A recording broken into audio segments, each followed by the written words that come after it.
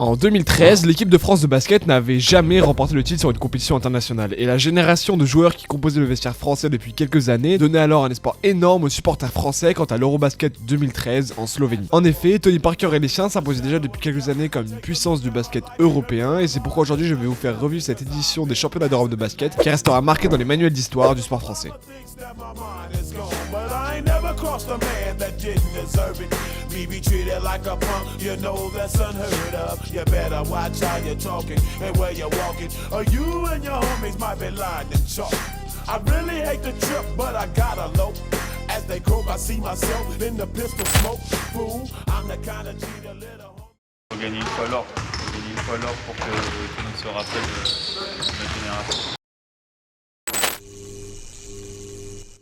Lors de l'Eurobasket 2011, la France avait pu faire rêver son public d'une première médaille d'or sur une compétition majeure en arrivant en finale face à une nation qui s'imposait déjà comme grande rivale des Bleus au basket depuis quelques années, l'Espagne. Malheureusement, malgré un plutôt bon match des tricolores, cela s'était soldé sur une défaite face à la Roja qui avait été extrêmement forte. Et oui, comme vous l'avez entendu, la France n'avait à ce moment-là jamais remporté de titre sur une grande compétition, c'est-à-dire un Euro, des mondiaux ou des Jeux Olympiques. Un an plus tard, au Jeux de Londres, la France rencontre à nouveau l'Espagne en quart de finale et perdra au cours d'un match extrêmement serré qui restera déplorable du point de vue fair play et esprit sportif, mais bon, peu importe, ce n'est pas le propos ici. Lorsqu'on arrive en Slovénie le 4 septembre 2013 pour le début de cette Eurobasket, la France possède un effectif solide composé de son capitaine Boris Dio, de joueurs comme Nicolas Batum, Michael Gelabal ou Florian Pietrus entre autres, mais aussi de pas mal de jeunes joueurs comme Ajnissa ou Lovén pour pallier à l'absence de cadre, et évidemment de sa figure de proue, Tony Parker. Avant de rentrer dans le vif du sujet, je vais vous présenter rapidement le format de la compétition pour ceux qui ne sont pas des adeptes du basket. Autrement, un timecode s'affiche sur votre écran et vous pouvez directement vous y rendre pour passer à la suite. Alors déjà, il y a 24 équipes qualifiées réparties en 4 groupes de 6, appelés des poules comme dans beaucoup de compétitions sportives. Les 3 premières équipes des poules A et B s'affrontent ensuite dans une nouvelle poule, idem pour les 3 premières des poules C et D.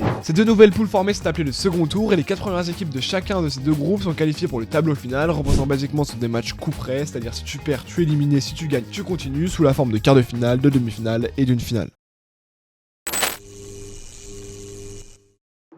Le 4 septembre 2013, lors du début du tournoi, la France est un candidat sérieux à la victoire finale. En effet, les coéquipiers de Tony Parker étaient surmotivés à l'idée de remporter une première victoire sur un tournoi international, et l'autre gros favori était l'ennemi juré des Français, j'ai nommé l'Espagne. Mais cela n'était pas fermé, d'autres nations comme la Grèce ou la Lituanie étaient aussi des candidats sérieux, donc une chose était sûre, rien n'était gagné pour nos Bleus. Quand on regarde la poule tirée par nos Français, composée de l'Allemagne, de l'Israël, de la Grande-Bretagne, de la Belgique ou encore de l'Ukraine, les tricolores étaient clairement capables de sortir de ce groupe sans souci. Et d'ailleurs, c'est contre l'Allemagne que se jouait le premier match de cet Euro, et on pouvait tout à fait dire que les hommes de Vincent Collet étaient favoris pour ce match car ils avaient remporté les 2 matchs de préparation qui les avaient opposés à cette équipe germanique. Cependant, le sélectionneur français avait déclaré: il ne faut pas avoir peur, mais il faut qu'on s'attende à ce que ce soit difficile. Et effectivement, ce match sera difficile pour nos Bleus puisqu'ils s'inclineront 80 à 74 contre une Allemagne qui surperformera. Alors rien n'était perdu puisqu'il reste encore 4 matchs dans cette phase de poule et d'ailleurs dès le lendemain, les tricolores avaient l'occasion de se rattraper puisqu'ils affrontèrent la Grande-Bretagne. Le score est sans appel, 88-65, les Bleus font le boulot et sont bien meilleurs que lors du match précédent avec un Nicolas Batum et un Tony Parker à la hauteur de l'événement qui ont supporté leur équipe. Alors on peut se demander s'il y avait eu un électrochoc dans la tête de nos Bleus, c'était un début de compétition compliqué. Tout porte à croire que oui, car les 3 matchs suivants face à l'Israël, l'Ukraine et la Belgique ont tous 3 été remportés par les Français. En effet, face à une Israël qui n'avait pas le droit à l'erreur suite à ses 2 précédentes défaites, les tricolores se sont imposés 82 à 63 avant de sortir d'un bras de fer contre les Ukrainiens 77 à 61 avec un Parker qui marqua 11 points dans le dernier quart-temps et qui fut complètement décisif.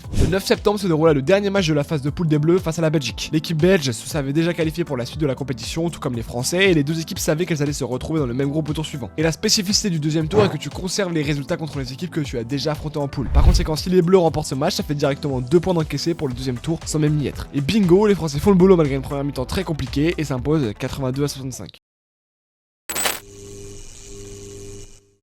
Les Bleus arrivent donc dans ce nouveau stade de la compétition avec un capital de 4 points parce que les tricolores avaient remporté les matchs contre l'Ukraine et la Belgique durant les poules qui font les 2 nations de leur groupe qualifiées pour le deuxième tour, ce qui impliqua que les Bleus n'avaient pas à rejouer ces 2 matchs et donc par conséquent les 2 fois 2 points de la victoire leur ont été attribués d'office. Le premier adversaire pour les Bleus dans ce deuxième tour est la Lituanie et c'est un très bon test pour les hommes de Vincent Collet parce que cette équipe est une vraie candidate à la victoire finale malgré le fait qu'elles sont en pleine reconstruction à ce moment-là. Et une nouvelle douche froide pour les Bleus dans cette compétition puisqu'ils s'inclinent 76-62, ne rassurant ainsi personne si ce n'est les supporters lituaniens. Certains médias français dénoncent à travers travers cette défaite l'ultra-dépendance française pour Tony Parker, et cela aurait été parfaitement compris par l'équipe lituanienne en mettant en place une stratégie anti-Parker. En effet, Tipi a été forcé de tirer de loin, ne concrétisant ainsi que très peu de ses ballons, 1 sur 4 à longue distance, et la défense lituanienne a également très bien saturé Tony lors des rares fois où il a réussi à s'introduire dans la raquette, qui est la zone située sous le panier, l'empêchant ainsi de passer la balle à ses coéquipiers, et il a donc pu réaliser qu'une seule passe décisive dans le match. Le 13 septembre, les Bleus affrontent la Lettonie, ce qui est censé n'être qu'une formalité, et en effet Alexis Ajinça, Tony Parker et Nicolas Batum, tous trois formidables, permettent aux Bleus de s'imposer 102-91 et d'obtenir leur ticket pour les quarts de finale de la compétition. Le premier quart-temps était irréprochable pour les Bleus, solide et agressif en défense, décisif et entreprenant offensivement, à l'image d'Ajinça qui a été très bon sous les panneaux, inscrivant 25 points et effectuant 5 rebonds dans le match avant de se relâcher pour finir tranquillement la rencontre. Les Bleus étaient donc qualifiés pour les quarts, mais il leur restait quand même un match dans ce second tour face à la Serbie, qui elle aussi pouvait se permettre d'espérer une victoire dans cet Euro, et d'ailleurs elle va mettre en difficulté Tony Parker, Borisio et leurs coéquipiers,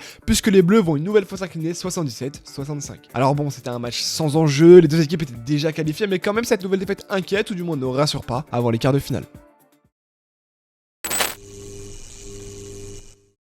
Là, il faut tout donner. De toute façon, c'est le match le plus important. On sait très bien que dans une compétition, le quart de finale, c'est ce qui réussit ta compétition. Donc, on sait très bien que le match, il va être très chaud demain. Les Bleus affrontent la Slovénie le 18 septembre 2013 pour les quarts de finale. Le premier quart-temps fut très serré et tendu, avec des Slovènes très solides qui rendirent la tâche compliquée pour les Bleus. Cela est d'ailleurs très bien illustré par le score à l'issue de cette première phase de jeu qui n'était que de 10-12 pour la Slovénie. Moins efficace dans le deuxième quart-temps, cela permet aux Bleus de reprendre l'avantage 26-24 avant une fin de match efficace offensivement et intensive défensivement, permettant aux Bleus d'obtenir leur billet pour le dernier carré de la compétition, triomphant ainsi sur l'adversaire 76-62 avec un Tony Parker en réalisant de cet effectif puisqu'il a pu mettre le coup d'accélérateur qu'il fallait au troisième quart-temps en marquant 12 points, portant son total sur le match à 27 unités. D'autres stats démontrent la domination française dans ce match, comme le total de 20 points inscrits sur un rebond pour les Bleus, alors que c'était le point fort des Slovènes, qui n'en ont concrétisé que 6. En demi-finale, ce fut une autre histoire. En effet, là c'est un très gros client qui tombe face aux Bleus, l'Espagne. Le remake de la précédente finale de l'Eurobasket se devait d'être corsé, mettant en valeur une rivalité présente depuis quelques années dans le basket, la Roja contre les Bleus. Le match va être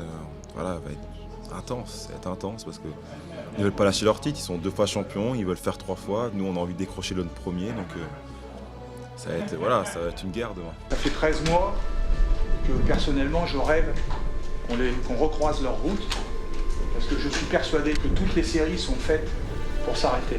Ce match-là, il est pour nous, c'est sûr. Le Grand Russe, France!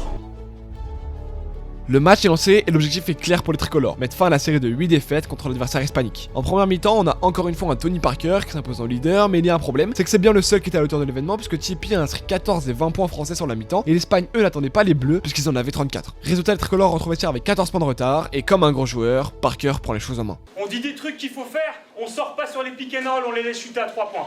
On va pas au rebond, ils nous agressent, on peut même pas mettre la balle en jeu. Faut qu'on joue plus physique que ça. La Slovénie, on a joué physique. Là, on joue pas physique, là. Ils nous dominent parce qu'ils pensent qu'on est de la merde. Et ça se voit dans leur visage. Ils nous prennent pour de la merde. Donc, qu'est-ce qu'on... Je m'en fous ce qui arrive en deuxième mi-temps. Même si on perd, au moins on joue avec notre fierté. Et on joue dur. Après, on perd, c'est pas grave, c'est la vie. Mais moi, je préfère perdre en se battant. Pas comme ça, là. Là, on se fait défoncer, là. En deuxième mi-temps, les Bleus se remobilisent, donnent enfin satisfaction à Vincent Collet, se battant pour revenir sur la Roja et mission réussie. À 3 points. Oh oui! Oui! Énormissime! Les Français arrivent à arracher la prolongation avec un Florian Pietrus monstrueux défensivement, puis il reste concentré jusqu'au bout de l'effort, malgré des prolongues très tendues, pour s'offrir le scalp espagnol et se qualifier à nouveau en finale de championnat d'Europe. Gasol toujours, il reste 3 secondes. Gasol qui prend un shoot n'importe comment, c'est raté! Et la France est en finale!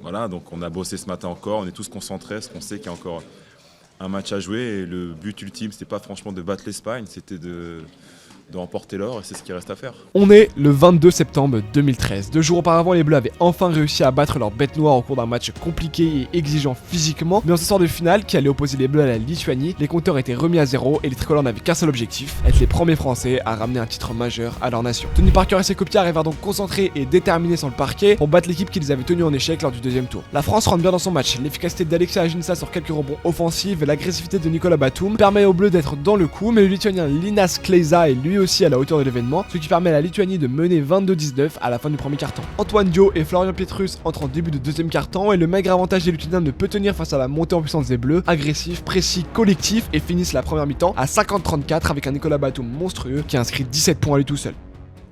Il faut qu'on leur donne zéro truc, c'est pour qu'ils se vénèrent. Tu vois ce que je veux dire? Il faut qu'on garde leur énergie très bas. Ils sont exactement dans la même situation que nous il y a 2 jours. Exactement. Donc vous savez ce qu'ils vont faire, comme nous on a fait il y a 2 jours, ils vont revenir à fond, le couteau entre les dents. Maintenant ça va être un match mental. Ça va être mental. Le ballon rouge. Pour le storytelling de cette vidéo, j'aurais aimé vous dire que les hommes de Vincent Collet se sont relâchés en deuxième mi-temps et ont vu les Lituaniens revenir en contact, mais ce n'est absolument pas le cas. Les Français ont nettement été très solides jusqu'au bout, le capitaine Borésio a tenu la baraque au troisième quart-temps, reliant Nicolas Batum en attaque et permettant aux Bleus de creuser l'écart, alors que Tony Parker connaissait un coup de fatigue car forcément après une saison de 112 matchs, on commence à tirer la longue.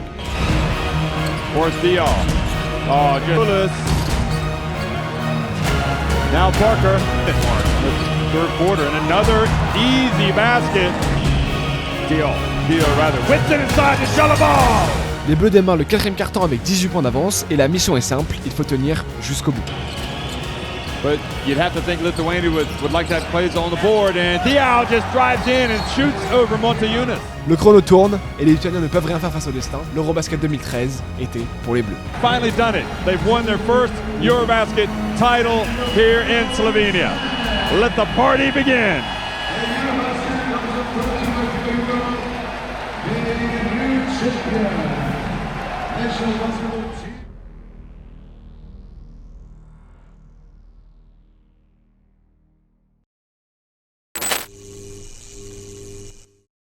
C'est génial de rentrer dans l'histoire et d'être la première équipe à être champion d'Europe. C'est beaucoup d'émotions. Flo, Boris, Michael, tous ceux qui étaient là depuis le début. On en a bavé, mais je changerai rien parce que ça rend encore cette médaille d'or encore plus belle. Voilà donc le récit de cette édition historique pour le basket français qui a vu sa génération dorée remporter le premier titre de son histoire sur une compétition internationale. Depuis, aucun titre ne s'est ajouté à l'armoire à trophée des Bleus, mais la finale lors des derniers Jeux Olympiques à Tokyo est de bon augure pour cet été aux Jeux de Paris 2024. Le jeune crack Victor Wembanyama, le géant Rudy Gobert et les expérimentés Nando De Colo et Nicolas Batum ont toutes leurs chances d'inquiéter les plus grands cet été à la maison, mais encore faudrait-il être plus solide que lors des derniers mondiaux où les Bleus avaient été éliminés au premier tour. La nouvelle génération du basket français est au moins aussi talentueuse que celle qui a tiré sa révérence lors des derniers JO, composée du légendaire Tony Parker, de Borésio et de Florian Pietrus. L'avenir tricolore s'annonce donc prometteur et radieux. J'espère avoir réussi à vous transmettre la beauté que représente cet unique titre en basket français. Si la vidéo vous a plu, pensez à vous abonner et à lâcher un petit pouce bleu, c'est ainsi le meilleur moyen de me soutenir. Et sur ce, je vous dis à bientôt pour une prochaine vidéo. C'était Nastri, ciao.